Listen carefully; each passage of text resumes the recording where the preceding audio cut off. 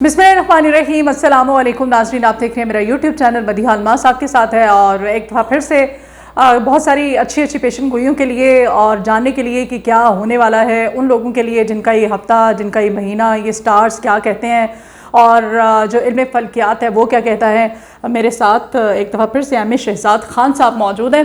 ख़ान साहब, सबसे पहले तो सूरज ग्रहण लगा था अभी 2 अक्टूबर को, और इस सूरज ग्रहण को कह रहे थे कि बड़ा ये हैवी किस्म का सूरज ग्रहण था और इसके जो असरात हैं वो काफ़ी नेगेटिव थे। तो क्या ऐसा ही है? और जो नेगेटिव असरात किन लोगों पे इसके आए होंगे या जो इसके ज़ेर असर हैं वो असर किस तरह से ज़ाहिर होगा? अच्छा सवाल है। बिस्मिल्लाहिर्रहमानिर्रहीम। बात ये है कि सूरज ग्रहण जो है वेस्ट में लगा, मगरिब में, और आखिरी लगा। अब कमिंग जो अब लगेगा वो मशरिक में, ईस्ट में लगेगा। और 2 अक्टूबर को सूरज ग्रहण हुआ और इसका असर नो डाउट कि 15 दिन तक होता है और सब पे होता है। यानी कि कहने का हर स्टार हाँ इसमें आता है। बिल्कुल। और दूसरी चीज़ है कि दुनिया बड़ी परेशान है। ज़ाहिर है 7-8 अरब अवाम है दुनिया में, और अगर देखें तो किसी न किसी को, हर शख्स को कोई ना कोई प्रॉब्लम तो है। किसी को शादी की है, किसी को ट्रैवलिंग, किसी को एजुकेशन की, किसी को डिजीज़ की, किसी को बाहर जाना है, किसी को घर बनाना है, चल रही हैं। अब बात ये कि लोग फिर बड़े मुझे व्हाट्सएप पे आते हैं और वैसे डायरेक्ट फ़ोन, खान साहब बताएं अब क्या होगा, सूरज ग्रहण हो गया, हमारे हालात कैसे होंगे। तो मैंने फिर उनके लिए मेहनत की।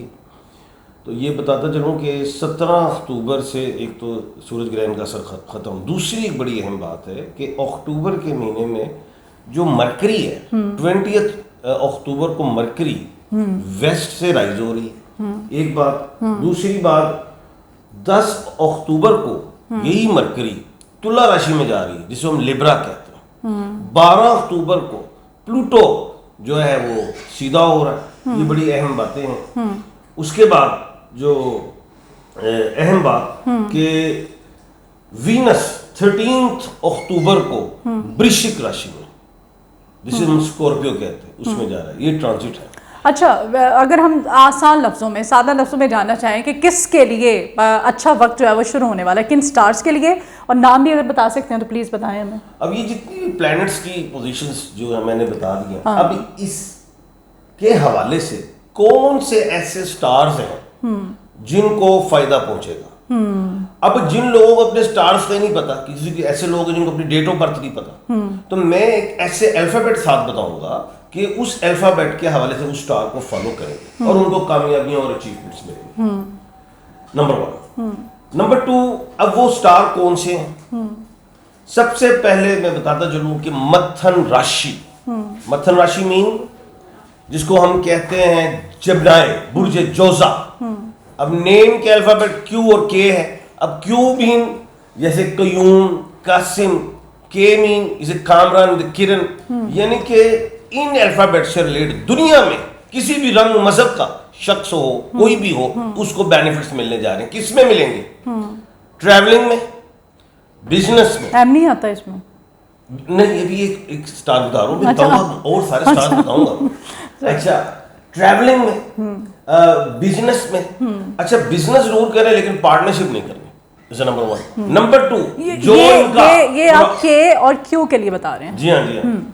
नंबर 2, जो इनका क्या कहते हैं डिजीज का प्रॉब्लम था वो भी ठीक होना शुरू। मैरिज का योग बन गया है, यानी कि जिनके रिश्ते नहीं हो रहे थे वो शादियां कर सकते। ये एक बड़ी खुशाइन बात बता रहा हूँ। ये स्टोन पहन सकते हैं एमरल्ड का। इनका लकी डे वेडनेसडे और लकी नंबर इनका 5। अच्छा। अब जो सेकंड खुश नसीब स्टार है उसका नाम कैंसर है। अब कैंसर को हम बुर्ज सरतान कहते हैं, हिंदी में कर्क राशि कहते हैं। नेम का अल्फाबेट एच है।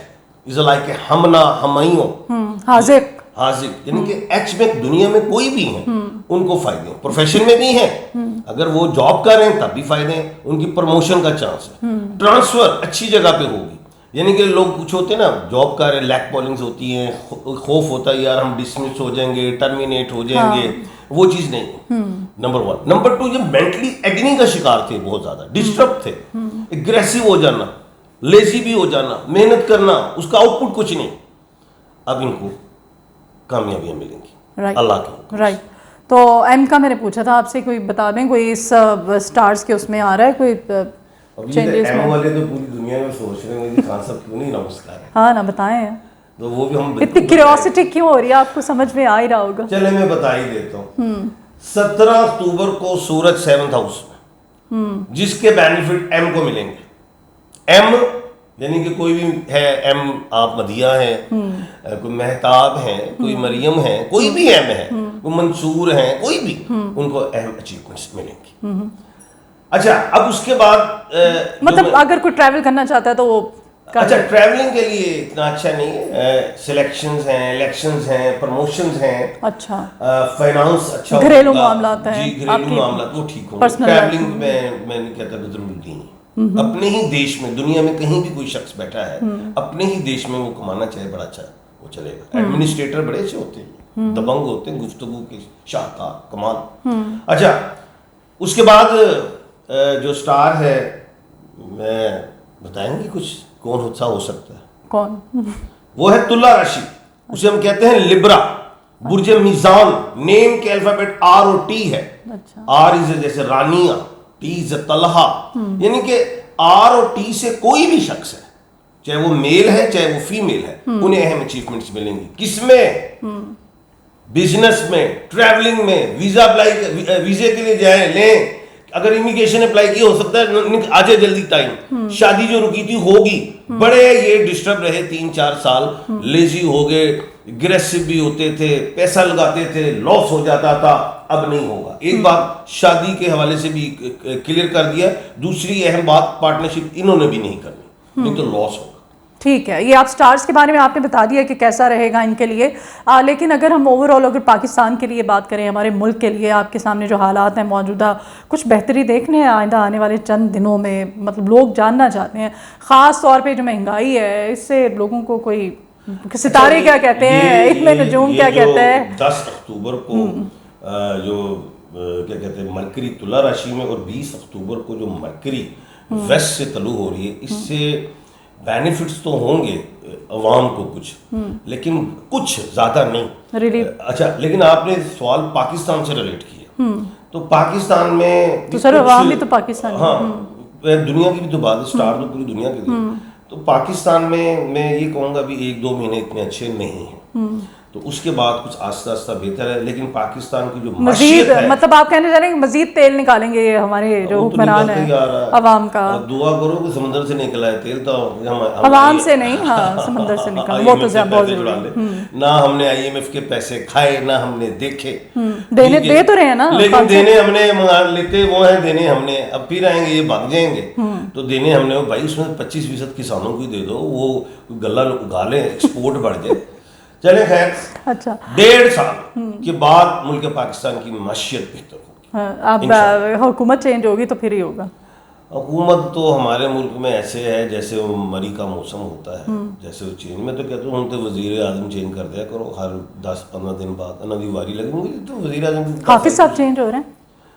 नहीं, अभी नहीं हो रहे, उनके नाम में पावर बढ़ी है। वो AM है, A मरीख होता है, M जो है सूरज है, तो मुझे नहीं लग रहा अभी है। हाफिज साहब को आइंदा एक्सटेंशन, क्योंकि हमारा जो भी मार्शल आर्मी चीफ आते हैं, एक्सटेंशन नहीं, चांस है उनका, चांस है अभी मजबूत स्टार्स में, मतलब जाने वाले नहीं। खान के साथ ताल्लुकात उनके कुछ? अच्छा सवाल है। 15 नवंबर के बाद मैं देख रहा हूँ बैलेंस बेहतरी आ जाएगी। और अली अमीन गंडापुर AA के जो मालिक हैं, 1/12 के खाने के मालिक हैं, वो अहम किरदार अदा करेंगे भी, और देख लेना जीत का झंडा उठाएंगे, देख लीजिए। चलें, बहुत शुक्रिया खान साहब।